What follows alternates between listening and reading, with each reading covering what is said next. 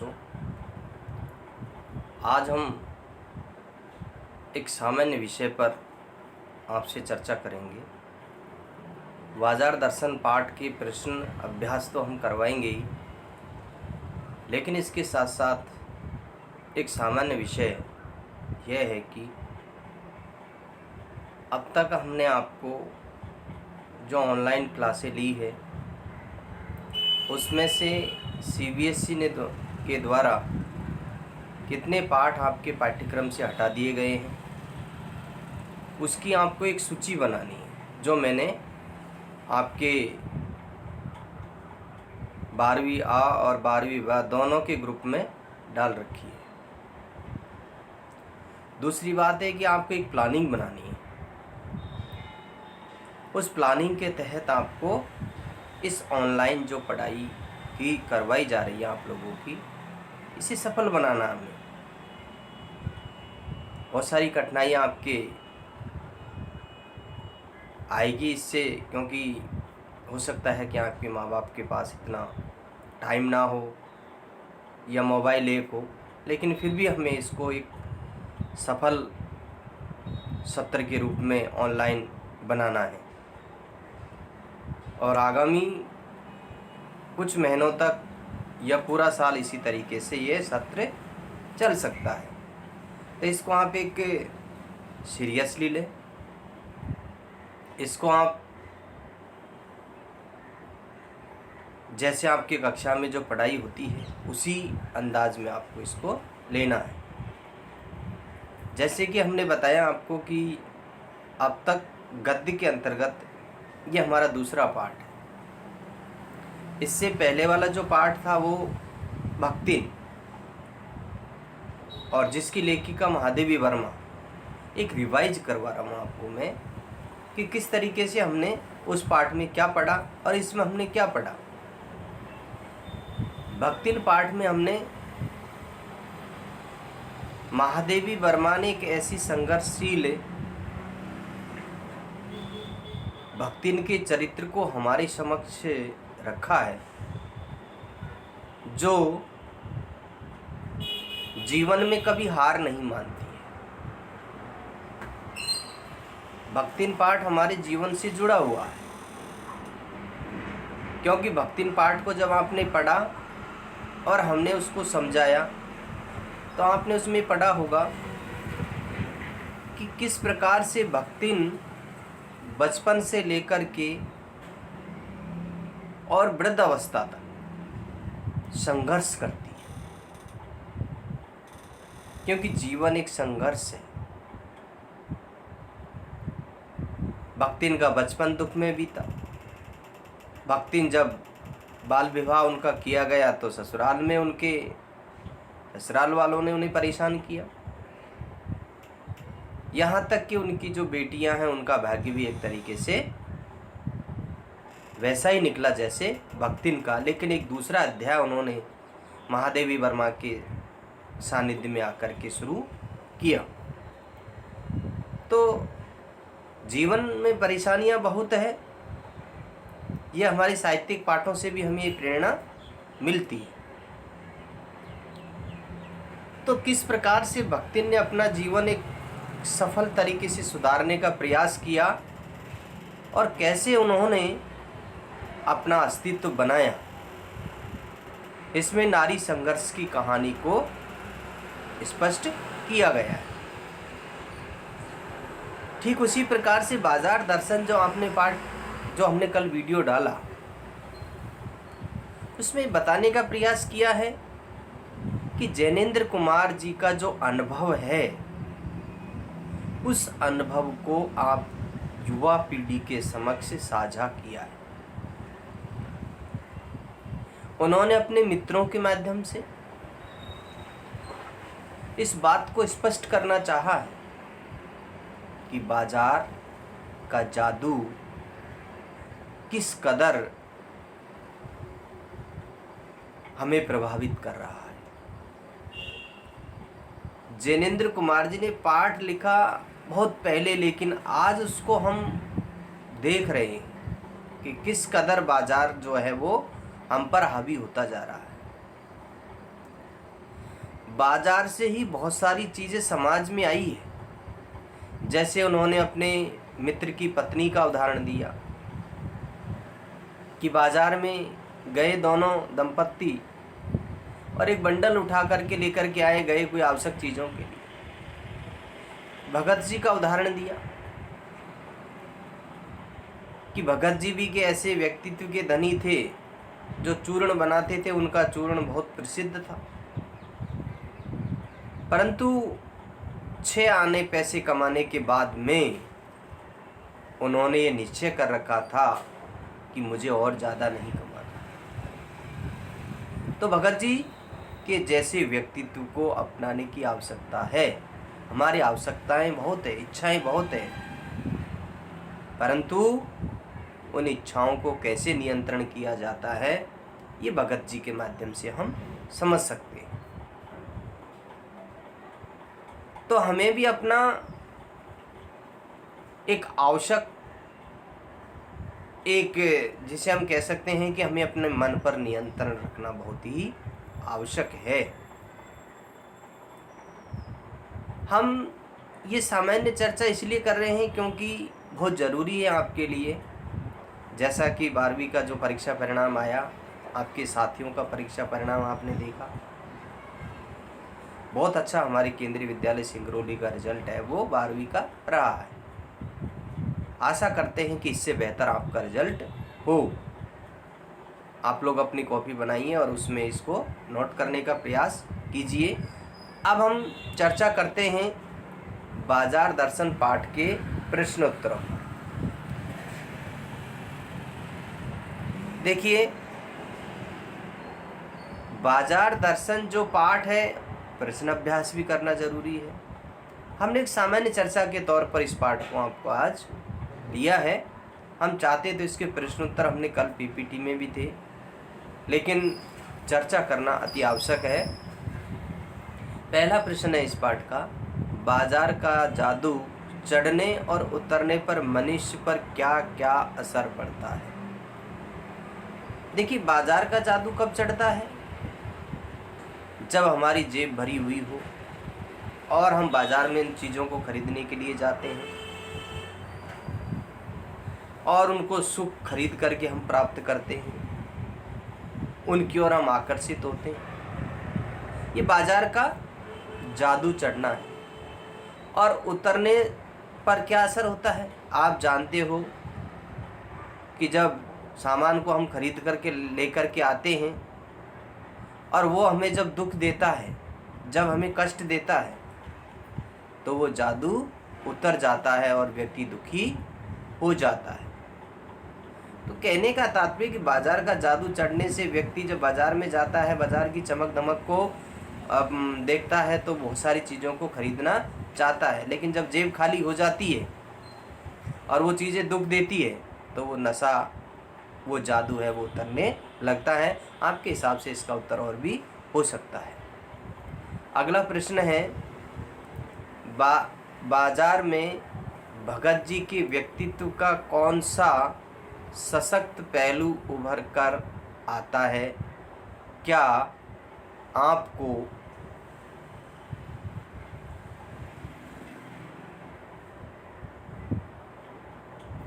अच्छा, एक minute, question हम बुक से पढ़ देते हैं इसका, क्योंकि थोड़ा सा क्वेश्चन जो है वो कट गया है। तो एक मिनट आप लोग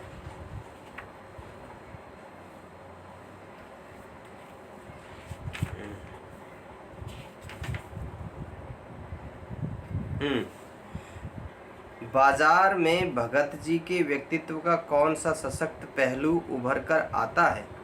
क्या आपकी नज़र में उनका आचरण समाज में शांति स्थापित करने में मददगार हो सकता है? देखिए, इस पाठ के नज़रिए से देखा जाए तो भगत जी का व्यक्तित्व एक सशक्त पहलू के रूप में उभर कर सामने आया है, क्योंकि भगत जी के अंदर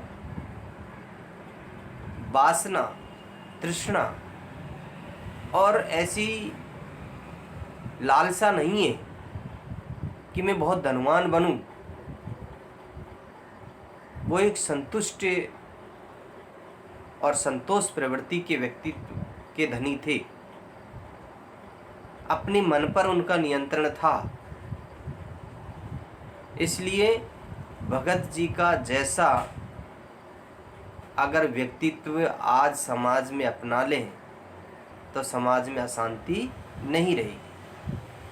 हम अपनी आवश्यकताओं के अनुसार ही कार्य करें, लोभ, लालच, ईर्ष्या, तृष्णा, वासना इत्यादि को ना पालें, तो समाज में शांति स्थापित हो सकती है। समाज में अशांति कब होती है? जब एक का आलीशान भवन हो और दूसरे का झुग्गी झोंपड़ी हो, तो समाज में क्या होता है? अब अशांति होती है। तो भगत जी एक ऐसे थे जो चाहते थे कि मुझे 6 आने के ही चूर्ण बेचना है, बाकी को लोगों को, बच्चों को मुफ्त में देना है। तो भगत जी का जो आचरण है, हम मानते हैं कि बहुत अच्छा व्यक्तित्व, जिसमें पूरा नियंत्रण अपने मन पर, और उनका व्यक्तित्व समाज में नहीं बल्कि देश में भी शांति कायम कर सकता है। अगला प्रश्न है हमारा, बाजारूपन से क्या तात्पर्य है? किस प्रकार के व्यक्ति बाजार को सार्थकता प्रदान करते हैं और करते हैं, अथवा बाजार की सार्थकता किस में है? तो देखिए, बाजारूपन का मतलब होता है सब चीज़ें बिकाऊ। बाजार में जब छल, कपट, भ्रष्टाचार, अनियमितता केवल बेचने के लिए है, उसकी कोई गुणवत्ता का कोई पता नहीं है, तो इस प्रकार से बाजारू जो पन है, जब चीज़ों की गुणवत्ता में कमी आ जाए तो एक तरीके से उसमें क्या हो जाता है? बाजारूपन आ जाता है। और इसी तरीके से यहाँ पर बाजारूपन का मतलब है वस्तुओं को बेचने के लिए चमक धमक, वस्तुओं की आकर्षकता, उनके गुण वगैरह, उसके बारे में कोई चर्चा न करना। किस प्रकार के व्यक्तित्व बाजार को सार्थक प्रदान करते हैं? भगत जी जैसे व्यक्तित्व बाजार की सार्थकता को प्रदान करते हैं। बाकी दुकानदार है, उसको पता ही नहीं है और बाजार की क्या सार्थकता है, और बाजार की सार्थकता किसमें है कि वस्तुओं की गुणवत्ता और आवश्यकता के अनुसार लोग उनको खरीदें।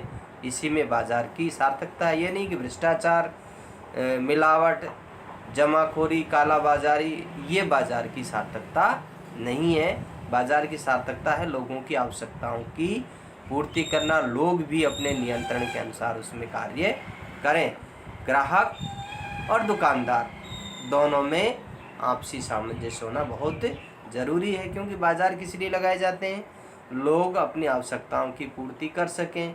और बाजार जो लगाने वाले हैं उनको भी ये सोचना चाहिए कि हम भी ग्राहक को ठगे नहीं, धोखा न करें उसके साथ में, और एक अच्छा व्यवहार बनाए रखें। अगला प्रश्न है, बाजार किसी का लिंग, जाति, धर्म या क्षेत्र नहीं देखता, वह देखता है सिर्फ उसकी क्रय शक्ति को। इस रूप में वह एक प्रकार से सामाजिक समता की भी रचना कर सकता है। इससे कहाँ तक सहमत है? देखिए, यहाँ लेखक ने बताया है कि बाजार किसी का, स्त्री है, पुरुष है, हिंदू है, मुसलमान है, ईसाई, क्रिश्चियन, सिख, जो भी धर्म, क्षेत्र नहीं देखता, वह सिर्फ देखता है क्रय शक्ति। क्रय का मतलब खरीदना, विक्रय का मतलब बेचना। तो बाजार केवल खरीदारी देखता है, ये नहीं देखता है कि ये किस धर्म का है, किस जाति का है, किस संप्रदाय का है। इस रूप से वह एक प्रकार से सामाजिक समता की भी रचना कर रहा है। तो बाजार क्या कर रहे हैं? सामाजिक समानता की भी रचना कर रहे हैं, क्योंकि समाज में तभी जाकर के समानता आ पाएगी जब किसी प्रकार का कोई भेदभाव नहीं किया जाए। इससे हम इससे काफ़ी हद तक एक तरीके से सहमत है, क्योंकि पहले जब हमारे देश में बहुत सारी विदेशी सत्ताएं रही है तब भी बाज़ार लगते थे, अंग्रेज़ों का शासन था तब भी बाज़ार लगता है, और आज हम देश स्वतंत्र देश में हैं अब भी बाज़ार लगते हैं। पहले हो सकता है कि किसी संप्रदाय विशेष को ही ज़्यादा महत्व दिया जाता था, लेकिन आज जो है हम आज़ाद देश में सबको अपनी समानता का अधिकार है, तो बाज़ार एक तरीके से समानता स्थापित करने का है, मेल मिलाप का है, बोलचाल का है, भाईचारे का है। तो हम इस बात से सहमत है कि बाज़ार क्रय शक्ति को तो है ही है, इसमें लाभ कमाना और आवश्यकताओं की पूर्ति करना तो है ही है, लेकिन साथ ही साथ ये सामाजिक जो एकता को भी बल प्रदान करता है, भाईचारे और प्रेम की भावना भी बाज़ार है वो स्थापित करता है, क्योंकि लोग आपस में जाकर के बाज़ार में मिलते हैं और इस प्रकार से वो एक ऐसी समानता स्थापित कर सकते हैं। अगला प्रश्न है, आप अपने तथा समाज में कुछ ऐसे प्रसंग का उल्लेख करें जब पैसा शक्ति के परिचायक के रूप में प्रतीक हुआ। दूसरा है इसमें, जब पैसे की शक्ति काम नहीं आई। तो देखिए इसके दो रूप दिखाए गए हैं। तो पैसा सचमुच पावर है, पैसा सचमुच ही पावर है, क्योंकि पैसे से बहुत सारी चीज़ों को खरीदा जा सकता है। ये परिचायक का मतलब होता है एक तरीके से जिससे बहुत सारी चीज़ें खरीदी जा सकती है, साजो सामान का, कोठी मकान, जितने भी साधन है वो खरीदे जा सकते हैं। लेकिन धनपतियों के बच्चों की शादी में जब बड़े से बड़े राजनेताओं की उपस्थिति देखते हैं तब सामान्य जन पैसों की शक्ति का अनुभव करने लगता है। यानी बड़े बड़े लोग जब परिचायक बनता है, जब बड़े बड़े नेता दुनिया भर का खर्चा करते हैं अपने बच्चों की शादी में, तो गरीब लोग एक तरीके से वो देखते हैं तो ये एक तरीके से असमानता के भाव पैदा करते हैं। और लेकिन सत्यता यह है कि पैसा परिचायक तो है, लेकिन मृत्यु को नहीं टाला जा सकता। पैसों को कोई साथ में लेकर के नहीं गया है, वहाँ पर सब गए हैं जो एक समान रूप से। जब पैसे की शक्ति काम नहीं आई, बहुत सारी जगह ऐसी होती है जहाँ पैसों की शक्ति काम नहीं आई, और कई ऐसी महामारियाँ हैं जिनमें बहुत सारा पैसा है लेकिन आदमी के उस पर बस नहीं चलता है। तो यहाँ दोनों तरीके के विचारों को रखा गया है।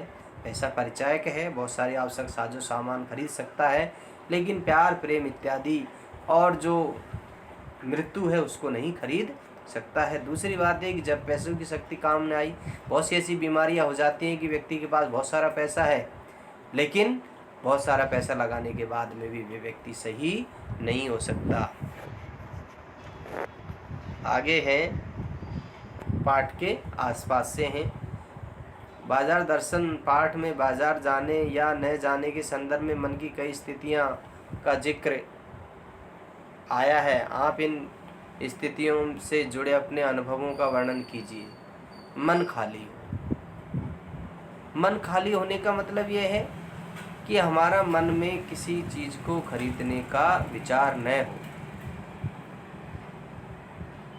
हम एक तरीके से पैसे तो हैं, लेकिन मन में किसी चीज़ को खरीदने का विचार नहीं है। दूसरा है मन खाली ना हो।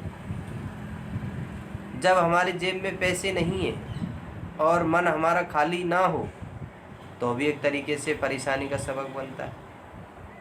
मन बंद हो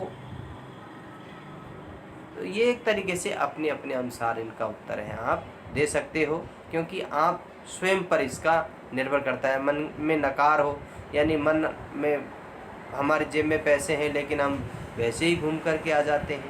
मन बंद हो, मन एक तरीके से क्या है कि ऐसा भी बहुत सारे ऐसे होते हैं जो बिल्कुल मन को बंद कर लेते हैं। तो ये अपने अपने तर्क अपने आधार पर आप दे सकते हैं। बाजार दर्शन पाठ में किस प्रकार के ग्राहकों की बात हुई है? आप स्वयं को किस श्रेणी का ग्राहक मानते हैं या मानती है? देखिए, बाजार दर्शन पाठ में दो प्रकार के ग्राहकों की चर्चा की है। एक जिनका मन खाली हो लेकिन जेब भरी हो। दूसरा जिनकी जेब खाली हो और मन भरा हुआ। तो यहाँ पर एक वो प्रकार के भगत जी जैसे व्यक्ति हैं जो कमाते तो हैं लेकिन अपनी आवश्यकताओं से ज़्यादा नहीं कमाते हैं। एक ऐसे व्यक्ति भी हैं जो केवल ये चाहते हैं कि पैसा आए, चाहे क्वालिटी किसी वस्तु की हो या ना हो।